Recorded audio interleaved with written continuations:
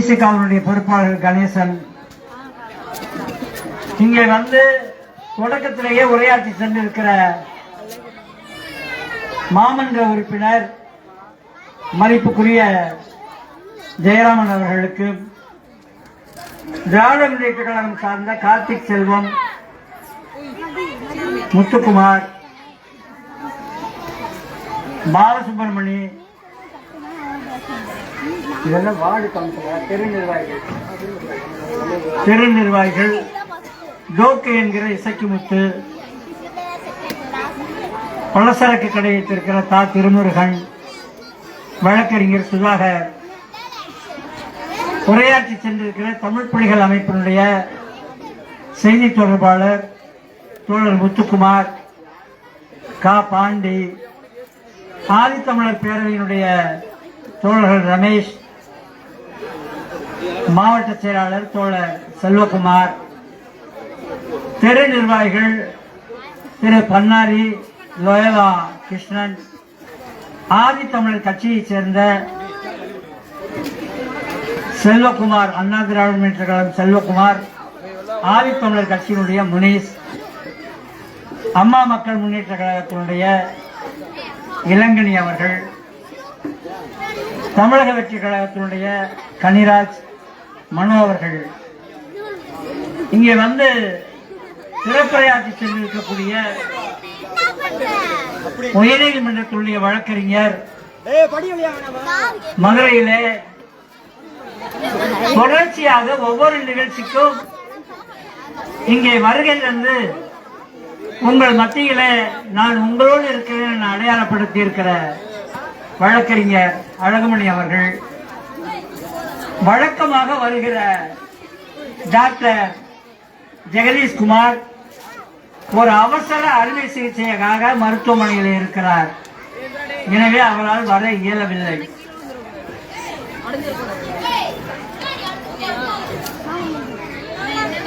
தமிழக மக்கள் ஜனநாயக கட்சி சார்பாக இங்கே கலந்து கொண்டிருக்கிற மாநில செயலாளர் தோழர் இஸ்மாயில் அவர்கள், தமிழ்நாடு பெண்கள் இயக்கத்தினுடைய தோழர் ஆரோக்கியமேரி அவர்கள், பாடல்கள் பாடி சென்ற தோழர் வானவில், அக்ஷயா, மேகனா, உங்கள் அனைவருக்கும் என்னுடைய வணக்கத்தை தெரிவித்துக் கொள்கிறேன். மிக ஒரு உற்சாகமான தருணம்.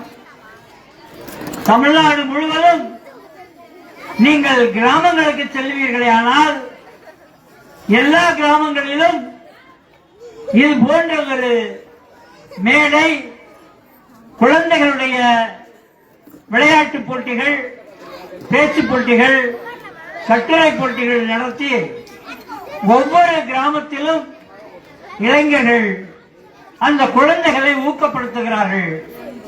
ஏனென்றால் அது அந்த கிராமத்தினுடைய அடையாளமாக இருக்கிறது.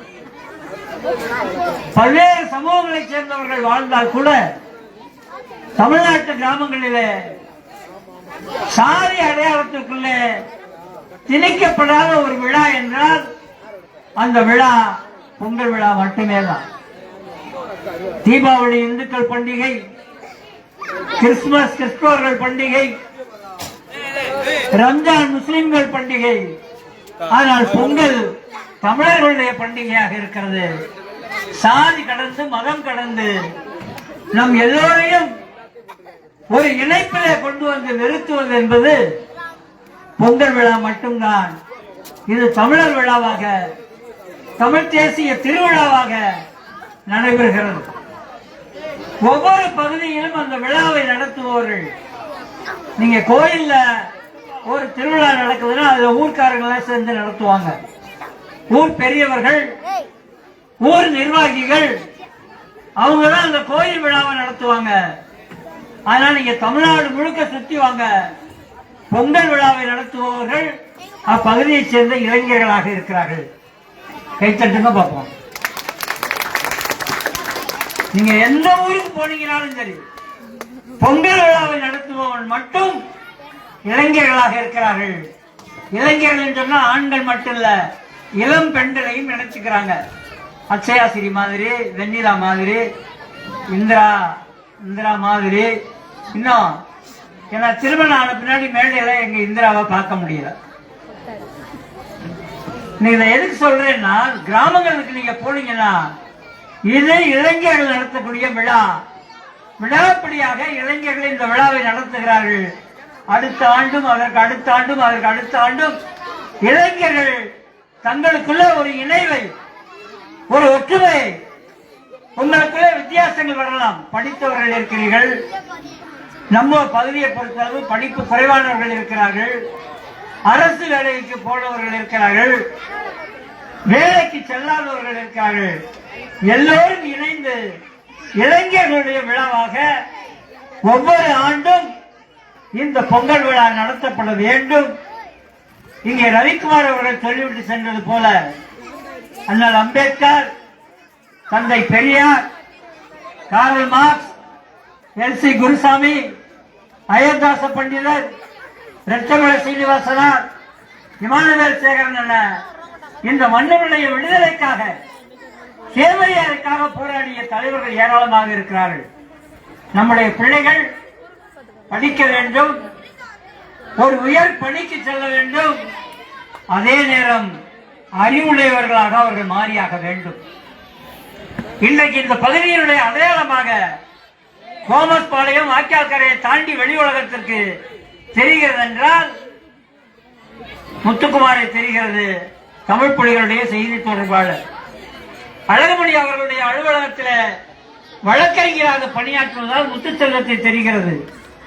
ஆதித்தமிழர் பேரவையினுடைய செயலாளர் செல்வகுமாரை தெரிகிறது. இது போல ஒவ்வொரு அமைப்பும் ஆதித்தமிழர் கட்சி, தமிழ் புலிகள், திராவிட தமிழர் கட்சி, தலைவர் அதிகமான அவர்களை தலைமையாக ஏற்றுக்கொண்ட அமைப்புகள்,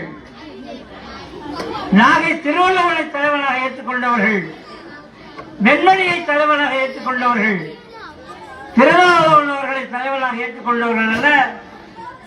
வெளி உலகத்திற்கு கோமஸ் பாளையம் என்றால் ஒரு மரியாதையை ஏற்படுத்தும் வண்ணமாக இந்த பகுதியும் தலைவர்களை உருவாக்கி இருக்கிறது. நண்பர்களே, நீங்கள் இந்த தலைவர்களை வெளி உலகம் மதிக்கிறது.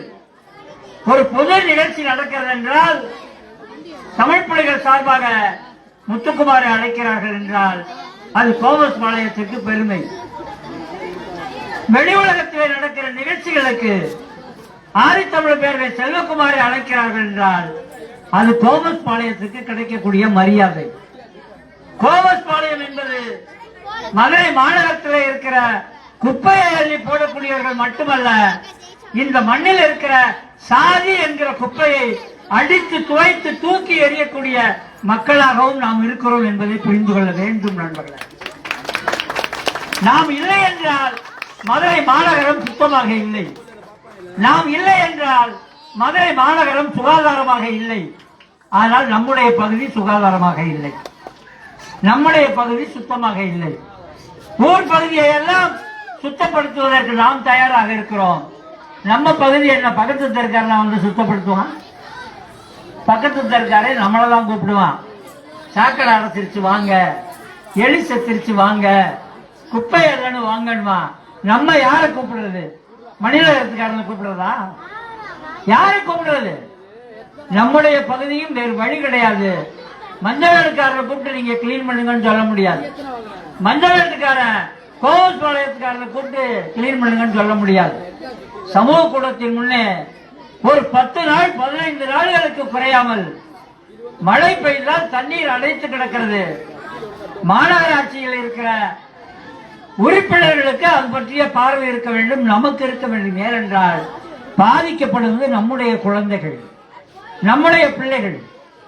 நீங்க பல லட்சத்தை திரட்டி கோயில் கட்டலாம், ஆனால் இந்த குழந்தைகள் படிப்பதற்கு இன்னும் ஒரு பாதுகாப்பான இடத்தை இந்த பகுதியை சேர்ந்த கட்சி தலைவர்கள் தேடி தர வேண்டும். ஒவ்வொரு கூட்டத்திலும் இதை நான் வலியுறுத்திக் கொண்டிருக்கிறேன்.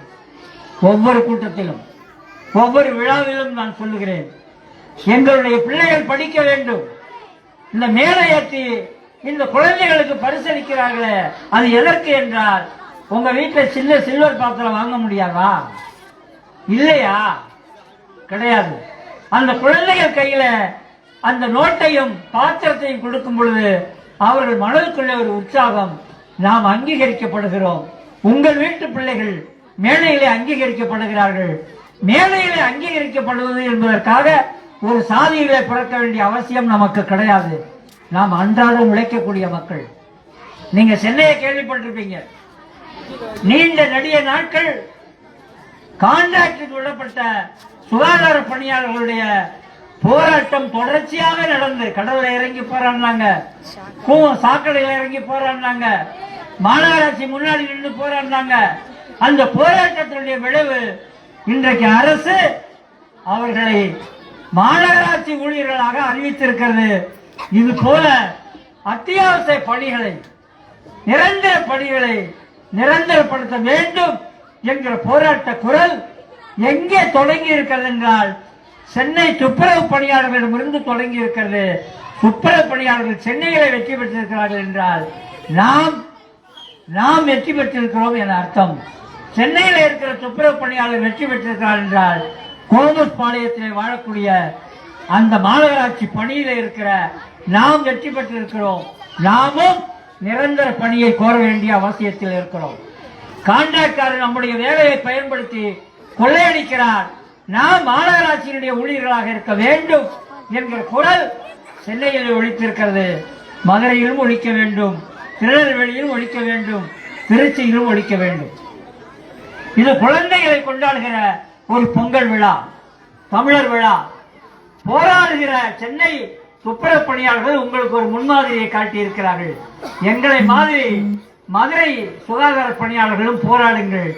நாங்கள் மாநகராட்சி ஊழியர்களாக வெற்றி பெற்றிருக்கிறோம், நீங்களும் போராடி வெற்றி பெறுங்கள் என அவர்கள் நமக்கு ஒரு முன்மாதிரியை படைத்திருக்கிறார்கள்.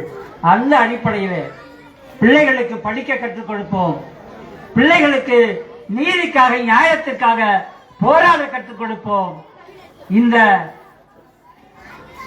மாலை நேர பள்ளியில இருந்து வளரக்கூடிய பிள்ளைகள் ஒரு முன்மாதிரியாக இன்றைக்கு மீனாட்சி கல்லூரியில முதுநிலை படிக்கக்கூடிய, பிஜி படிக்கக்கூடிய என்னுடைய அருமை செல்வி அச்சயாஸ்ரீ உங்கள் மத்தியில் ஒரு முன்மாதிரியாக இருக்கிறார்.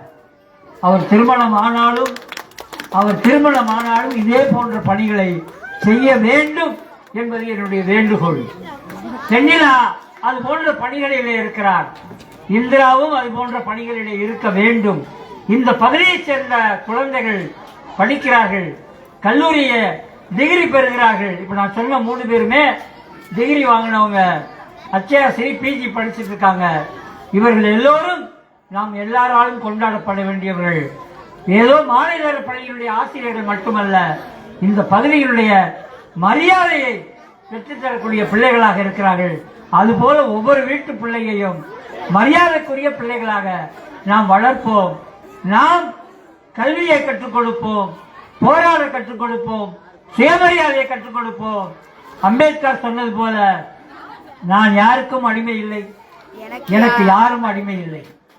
நான் யாருக்கும் அடிமை இல்லை, எனக்கு யாரும் அடிமை இல்லை என்கிற அந்த குரலை ஓங்கி ஒழிப்போம். வாய்ப்புக்கு நன்றி, விடைபெறுகிறேன். நன்றி, வணக்கம் தோழர்களே.